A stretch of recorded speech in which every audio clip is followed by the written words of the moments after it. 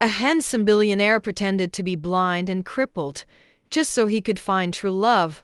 Then this happened. Dorian Vale was the kind of man the world whispered about, handsome beyond reason, heir to a tech empire, and richer than small countries. But wealth came with shadows. Every woman he met wore masked smiles stitched from gold-digging threads, laughter echoing ambition. He longed for something real, someone who saw him, not his billions. So, Dorian disappeared. He re-emerged in the quaint town of Elmbrook, cloaked in plainness, with dark glasses, a wheelchair, and a white cane. He introduced himself as Daniel, a blind, paralyzed recluse recovering from a tragic accident.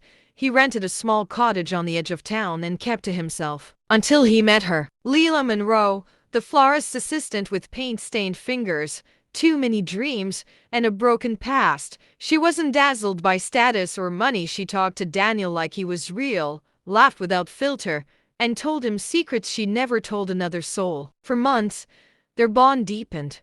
She read to him, painted worlds with her voice, and confessed she once wanted to be a ballerina before her mother died and life drowned her fire. Dorian felt something shift. For the first time, he wasn't pretending.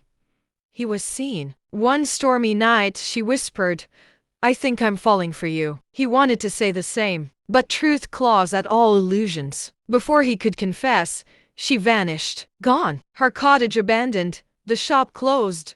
No trail. He searched for weeks, resources, investigators, drones.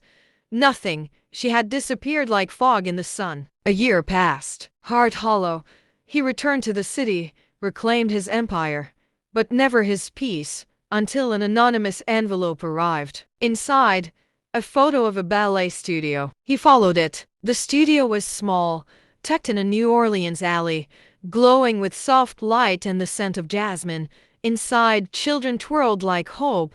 At the piano sat Leela, alive, smiling, whole. She looked up, froze. Dorian stepped in, no disguise. "You lied," she whispered, tears threatening. "So did you," he said gently. "You disappeared." "I ran," she admitted. "I was falling in love with a man I thought was broken like me. But you weren't.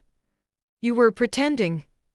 I didn't know what was real." Dorian's voice cracked. "You were real, the only real thing in my life." Silence hung like fragile glass between them. Then she said, "I faked the photo. I wanted to see if you'd come." She walked toward him, every step a heartbeat. He smiled, eyes glassy. "Do you still dance?" he asked. She smiled back, lifted his hand, and placed it on her heart. "Only with the blind man who saw me." And as music played, they danced, no lies, no masks, just two souls finally seen.